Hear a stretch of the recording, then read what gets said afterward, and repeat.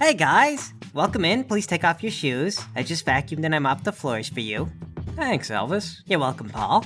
I also got a bunch of cocktail shrimp and arranged them around a cocktail glass.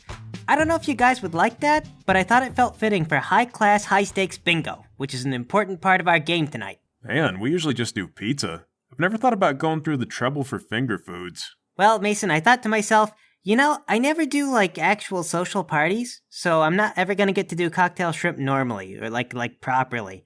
So I'm gonna do it for the game. I've also got crackers with, sort of expensive cheese on them. I think you're supposed to get a special kind of fancy cracker for that. Well, you must have to order those special, Larry, because I don't know where to find them. There's also some carrots and some assorted vegetables, but I just sort of put those on a plate because I started to get bored with the idea. But it was already too far to stop by the time that I got the vegetables. Honestly, this is really great. It's gonna be the classiest role-playing night we've done so far. You should have put on a tux, because the Big Bingo Bone Heist is all about style. Okay, so sit down. Here's the thing. Each of you guys were browsing the Facebook Marketplace to find criminal jobs to do. And you find a listing posted by a guy named Boss McBainer. He wants you to meet up with him in an old abandoned warehouse. Come alone, he says, because he has the biggest criminal heist plan that you'll ever see. Alright, and we all assume that we're dumb enough to respond to this Facebook ad? Of course, Mason. Many hundreds of iterations of your characters perhaps saw this ad and thought it was dumb and they passed it up. But the guys that you're playing right now are the ones who took that chance and decided to meet at this warehouse. So it's like multidimensional fate, where 99% of the time I skip the adventure. Yeah, of course, Lowry. That's a thing that people believe in. This is a modern city setting, but there's such a thing as magic. It's just that barely anyone practices it because it's evil. Wait, Elvis, did we have the option to know magic? No. You're not evil enough. You don't know me, Elvis. I might be. No, trust me. You're not evil enough to know the magic in this setting. Magic in this setting is just so evil. Oh man, you don't know. Well, evil like how? What do people say? Evil like if you had a good relationship with your grandma, but every Christmas you don't call intentionally just because it makes her sad. Evil, pure, just for its own sake evil. So magic is real, but it makes your grandma sad. Yes. And you can't bring yourself to do that to grandma, or at least you don't see the point. So, alright, got it. There is a fine line between this type of evil and just being outright stupid. This is Skeletor levels of stupid. That is the point, Lowry. It's exactly what I'm going for. So anyway, you guys all knock at the front door of this old abandoned warehouse, and you're let in one by one. There's one light on in the whole place, and it's hanging over a dingy poker table with half a bottle of whiskey and a bunch of playing cards scattered across it. Ah, man, did you guys start drinking before I got here? The guy who let you in is a very, very old man. His eyelids droop down to his cheeks. He's got skin like a turkey. His bones are so knobbly that when his knees touch together, it sounds like billiard balls. He lifts up a trembling finger and says, "So what if I have? What are you, the doctor? The doctor police? Yeah, I said no cops allowed on my Facebook ad. Here, now you gotta do drugs to prove you're not a cop." He pulls a butterscotch from his shirt pocket and hands it to you. Are there drugs in this? 'Cause I'll do it if it's drugs. What? No, it's a butterscotch, stupid! Oh. Well, I don't like butterscotch, so. He spreads out a paper map of Disneyland on the table, trying desperately to keep the corners from curling up. Alright, here's the job. We're gonna bust into this mansion and steal the magic bones of Lord Bonesmell III. They're the most valuable and magical bones in the entire magical world. Wizards, warlocks, and those half-naked goat people that play the pan flute. They'll all pay top money for these. Absolute top. Think of a number, and they'll pay bigger than that. Gaze thoughtfully at the map. Yeah, I always knew it. Lord Bonesmell lives here in the castle in the center of the park, doesn't he? What? Oh, darn it, I got the wrong map. Okay, never mind. He inarticulately sweeps the map off the table. All that's important is Bonesmell's bones are in the basement. Yeah, and he's having one of his high-stakes bingo tournaments tonight. All we gotta do is sneak in, and while his people are busy with the event, grab all the bones and make it out. Alright, but I just want to say, I guarantee there's gold or something in that Disney castle. I said never mind that. Now listen, the first step is the most important part of the plan. It's crucial that you... Boss McBainer collapses on the floor. Go and check his pulse. Mr. Boehner, sir? He's extremely dead. In fact, he's already cold. You've never seen anyone die this fast. I don't think he's breathing. As a criminal, do you think that Mr. Boner legally rented this place, or are we all trespassing? Oh, well, I am actually Mr. Boehner's nephew, and I can tell you for a fact that he did not rent this place legally, and he doesn't want to be resuscitated. So we should just take his stuff and do the heist without him. Oh, well, sorry to hear about your loss. Yeah, me and Uncle Boehner, we used to go fishing every Thursday. The man was crazy about fishing. He's always saying, one day, Paul, I'm gonna land a mackerel. Isn't a mackerel like an ocean fish? That Boehner, he didn't know mackerels from potatoes. Yeah, well, take all the time you need, unless the heist is time sensitive, in which case, hurry up. Well, I used to go to the park with good old Uncle Boehner every weekend in the summers, and as you can see, I'm just broken up about losing the man. Originally, bless his heart, we were all going to split the heist evenly, but because Boehner was such a giving guy, I think that he would be fine if I took his portion to pay for his funeral. My name is Paul Boehner, don't worry, I'm the boss now. Well, I'm Mason. I crack locks and stuff. The Facebook post didn't actually ask for any skills, but I do have some. That's why I answered the thing. My name is Lowry. I didn't graduate high school, and I will openly admit in any interview that I don't go in early, so I got fired from my last job at the video store because I was selling liquor without a license, and because it was a video store, they don't sell liquor. If this job doesn't work out, I was planning to rob a gas station. Well, you guys just sound like exactly the people that Boehner was looking for, and it is my pleasure to take over this crack team.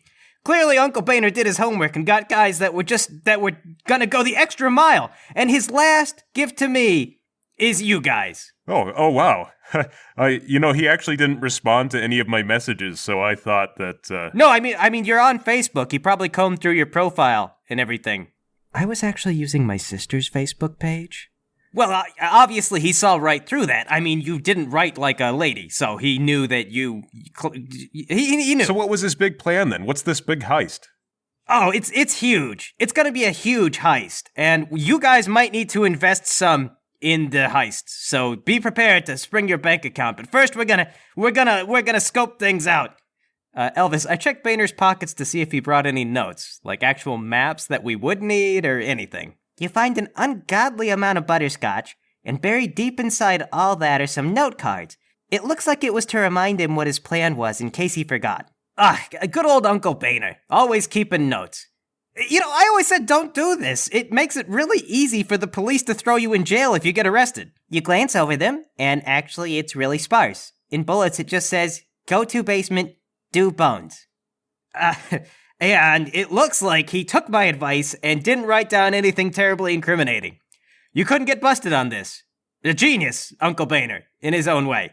But on the back of one of the cards, it looks like he hand-printed a list of road directions from Google Maps.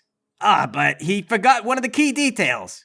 All right, get out my phone. Where's the destination? The destination is basically this warehouse, but it looks like he just copied the directions backwards because the origin point is an address up in the hills where the wealthy evil wizards live.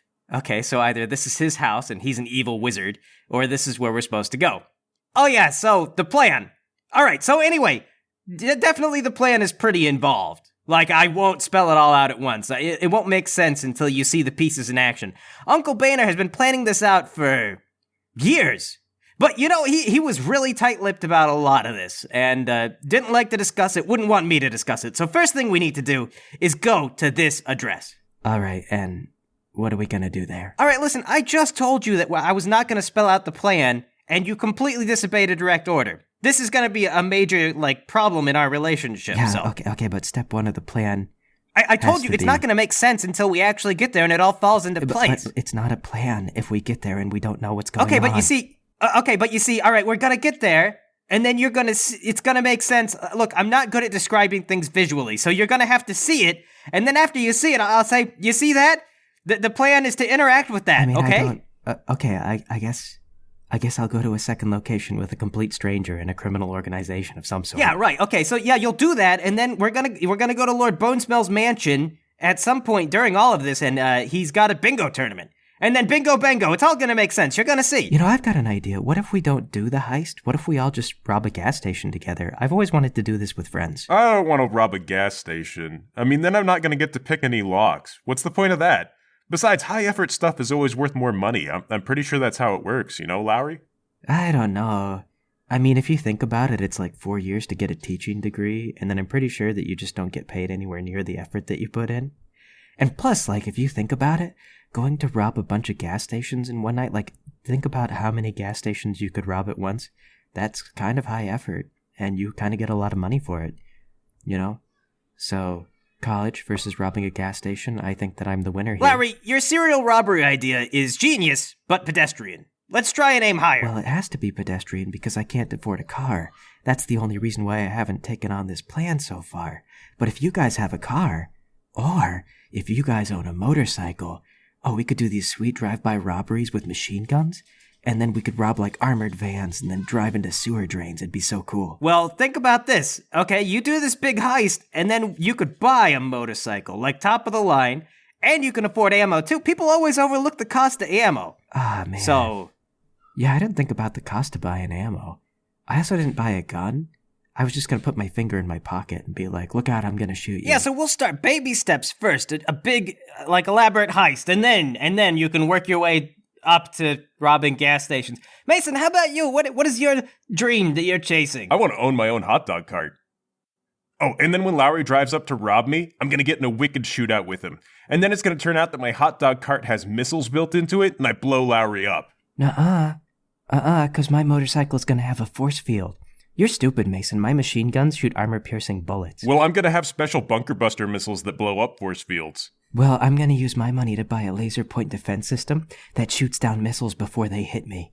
Well, my missiles will be made out of mirrors, so they reflect your lasers back at you, killing you instantly. Lowry, what now? Well, my motorcycle has a nuclear reactor, so when it explodes, it blows up the whole city and you die too, stupid. You're just gonna kill yourself, Mason. Well, gentlemen, this is all extremely plausible and fills me with hope for this mission. So, first things first, let's just get to this address and then let's talk about the amount of money that you're going to have to invest in the plan. Okay, but like I said, I hope you have a car, because otherwise we have to walk. Yeah, I had to catch the last bus out here, and then I had to wait around for a couple of hours, so... Yeah, not to worry, a guy like me would have a car. I take everyone out to the parking lot where a beat-up old 90s-era hatchback is waiting. The engine will barely turn over, but I get us going. See, gentlemen, a stick shift is more responsive. Today's kids are all gonna forget the art of powerful driving with their automatic windows and emission standards.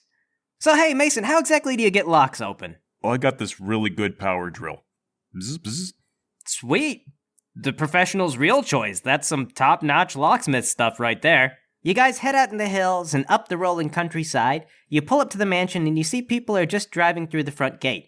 They're getting out of their cars after parking in a lot, walking to the front door, and then handing something to the doorman. Then they go in. Everyone who arrives is wearing rich black robes. Okay, what now, Paul? I'm seeing it, but I don't get the next step of the plan. An excellent question. Right, and bear in mind, again, I'm very poor at explaining things. So, but obviously you've never done a big heist like this before, or the next step would be obvious. Well, yeah, I mean, I've always dreamed of, like, cracking a safe at a casino. Bzz, bzz. But if I had to guess, I bet we could put on some robes and then sneak in. Yeah, that was actually exactly what Uncle Boehner said that we'd do. You might be a natural at this, Mason. Alright, great. So all we have to do is sneak up on someone, point our finger at them and pretend it's a gun and tell them to give us their robes. Well, I mean, we could just probably procure our own robes without immediately resorting to violence. Oh, you brought your own robes? Well, Because I guess Uncle Boehner did fill you in on all the details. Well, I mean, sure. I got myself some robes, obviously. I mean, like, it's in the trunk. In the spare tire well. It'd be a hassle to get it out, so don't worry. But, I assume you guys didn't bring robes.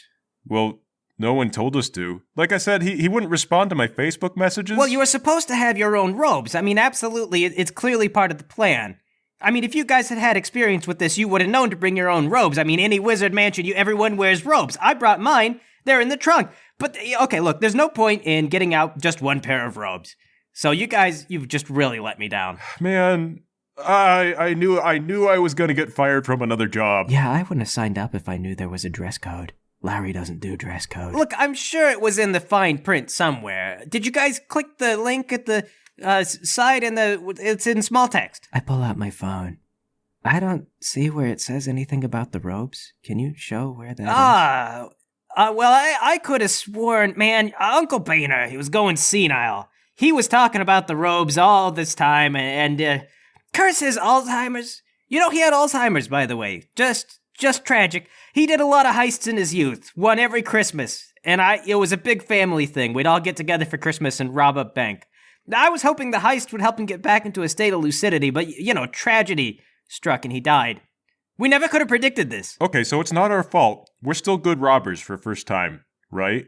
So what if we do Lowry's plan? We'll just beat those guys up and take the robes. Okay. Well, we beat those guys up and we're trying to lay low and sneak in, Mason, right? What kind of insane suggestion is that?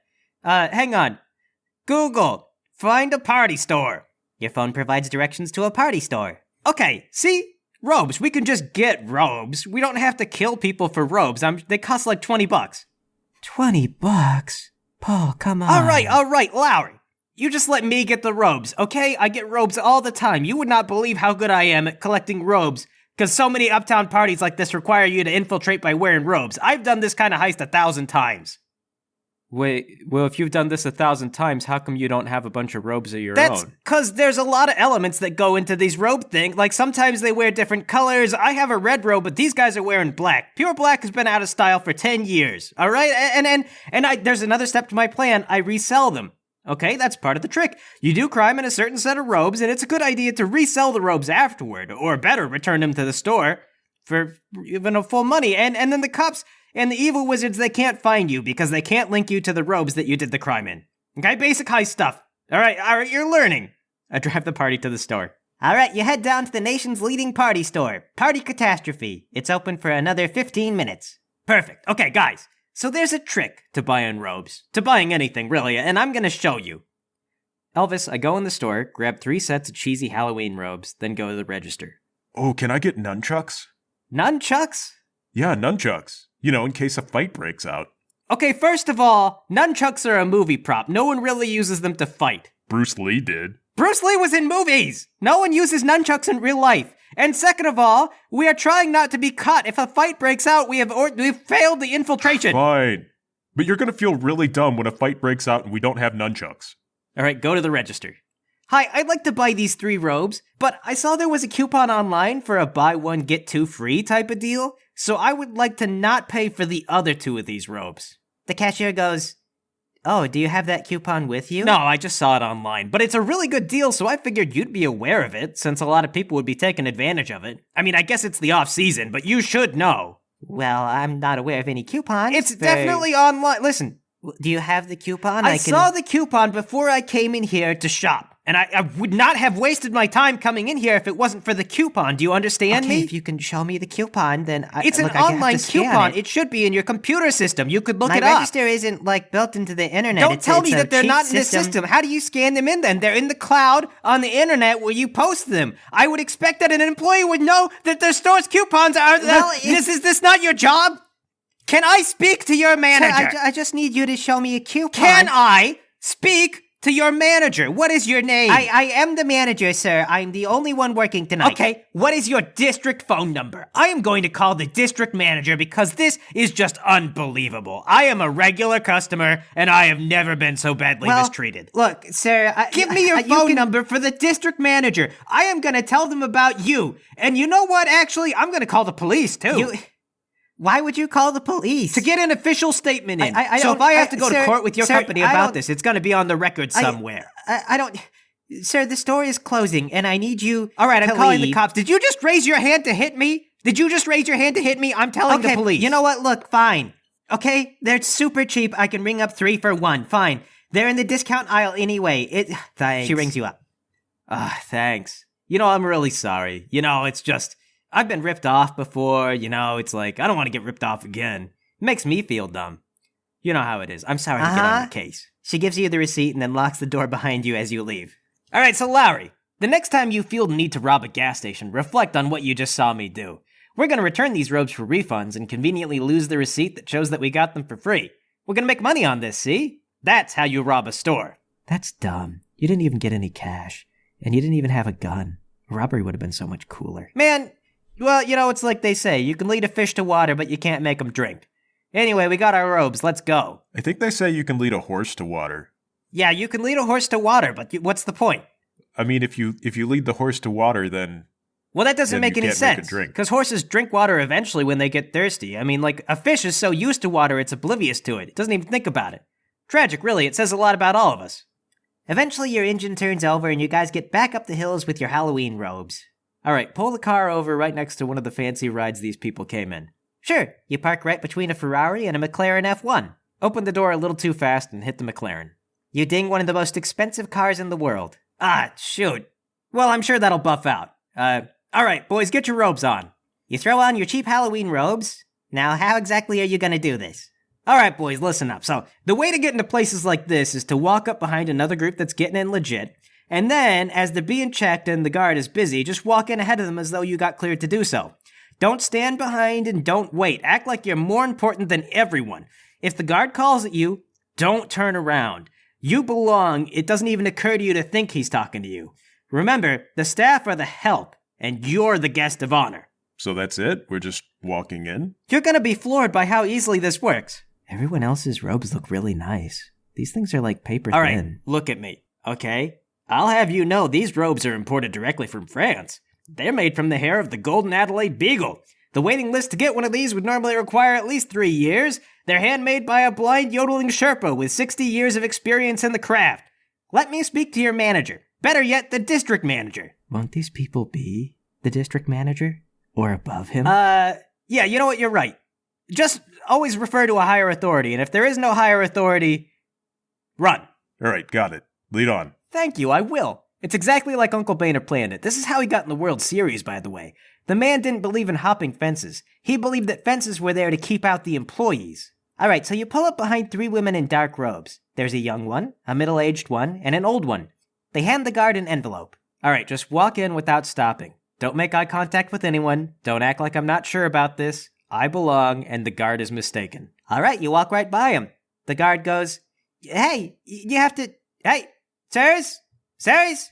The oldest of the ladies you passed goes, Well, hurry up. Is our invitation valid, or do we have to talk to your manager? The guard goes, right, sorry, madam.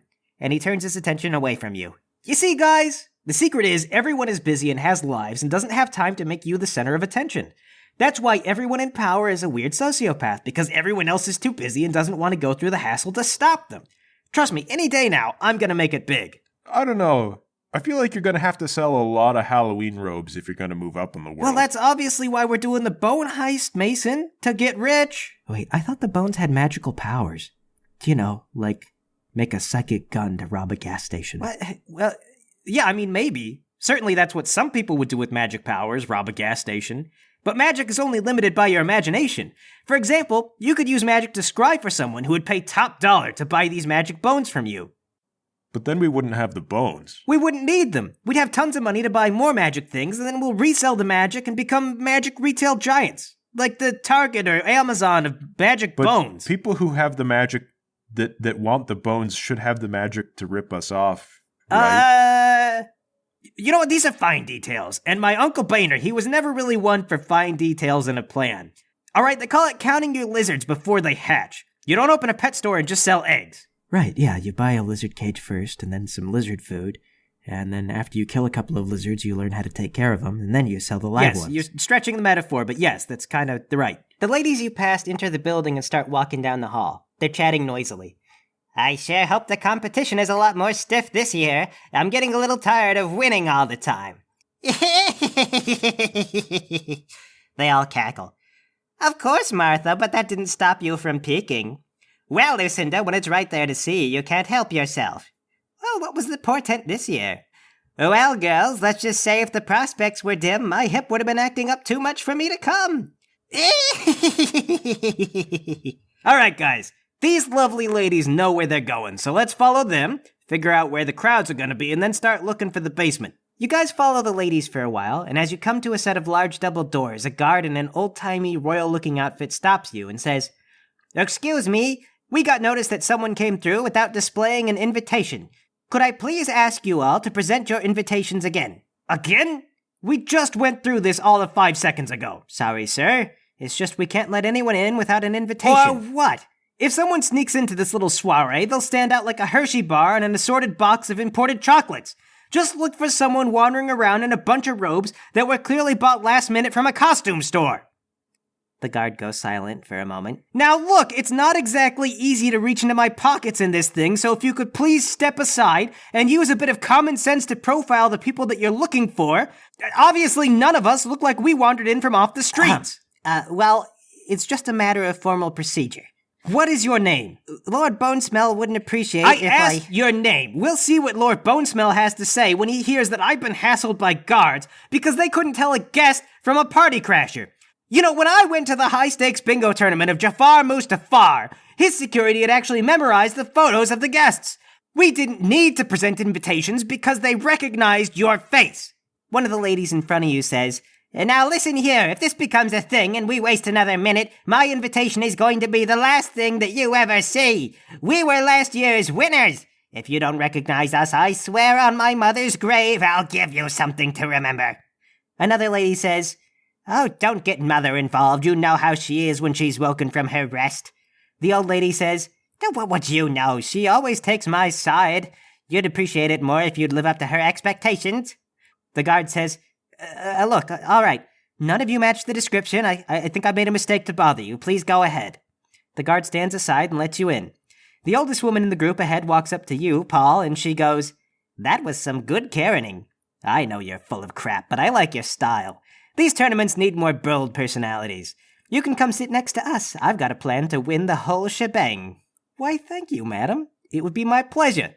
So you won the last thing, huh?" "We certainly did. And if you play your bingo cards right, maybe you'll win too. I'll let you in on a little secret. There's no rules, so there's no such thing as cheating." Wait, is that like an official rule?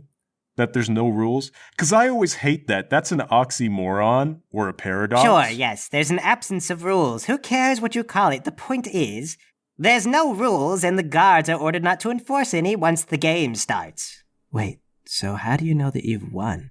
If there's no rules, you could just call yourself the winner at any time. I think you may be asking the right questions, young man. You've won when everyone else agrees that you have. Then, madam, I'm going to announce right now, we've won, if you would agree. She gives you a pinch on the cheek. You'll get it soon enough, but save your triumph for the starting gun. You can't win anything until the game has begun. You guys follow the old women to their seats. It's a huge dining hall with a bunch of beautifully carved wooden tables, luxurious tapestries, and the kind of hors d'oeuvres that you'd have to pay hundreds of dollars for, all laid out neatly within grabbing distance. The old woman scoops up a handful of some kind of beautifully prepared eel with a sheet of sugar glass on it, and she begins eating them like crackers. "If I were you, I'd eat what you can before the game begins." Start shoveling food into my jacket pockets underneath the robe. "That's a good idea. I should have brought my purse. Curse the lack of foresight." The room is filled up with all kinds of crazy characters. There's a guy in a pointy wizard hat. You're pretty sure that man has goat legs. Over there, that guy's just a floating head. Everyone here is obviously magically gifted in some way, or in ownership of some kind of magical artifact. There's a guy with a medallion, and when he spins a little piece on it, his hair gets bigger and he starts talking in a deeper voice. Paul, I don't want to alarm you, but I think if we actually play bingo with these people, we're going to get banished to the Shadow Realm. Right you are, Lowry. Not to worry, we'll slip out before things get too intense. When's all this supposed to start, anyway? A bald old guy walks up on stage at the front of the dining hall, and everyone goes quiet. "Greetings, everyone. Welcome to the second annual high-stakes bingo tournament. I'd particularly like to welcome the Berthley sisters, making their triumphant return after being the only survivors of the previous event." The ladies you're sitting with wave and give a little hoot. "A pleasure winning, Lord Bonesmell. Got to love the Berthley sisters. And now I know you're all eager to get into it, so I'll start by refreshing you on the rules." Well, that's it for the rules. So, go ahead and grab your cards. Lord Bonesmell walks over to one of those little bingo rollers. He turns it over a few times, grabs a bingo ball, looks at it, and announces, "B17. One of the sisters next to you leaps up to her feet and yells, "Bingo!" Another voice yells in the room, "Hey, she's cheating!" "What? How dare you? Why don't you come down here and say that to my face?" Then someone throws a knife and the entire room explodes into chaos and magic.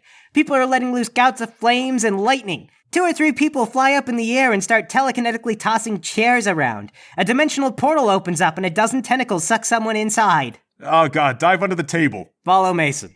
We could have just robbed a gas station. The attendants never do this. They did say it was high stakes, Lowry. You knew what you signed up for. You hear a tremendous roar, and when you peek out from under the tablecloth, you see a triceratops in the middle of the room. It seems frightened and confused. All right, guys, move your knees. Go, go, go, go, to the exit. We make a beeline for the door as fast as we can crawl. You guys scurry and crawl for your lives. Reach the door and let yourselves out. The guard from earlier is just standing there, and he makes eye contact with you. Straighten myself out, flatten my robes. On the other side of the door, you hear a calamitous thump, thump, thump, thump, crash! Sounds like the dinosaur made a run for it. Pardon me. Where are your restrooms? The guard says, "Aren't you supposed to stay in the bingo hall?" I don't believe that there's any rule that says as such, and nor were there rules saying the guards are required to survive. Point at him with finger guns.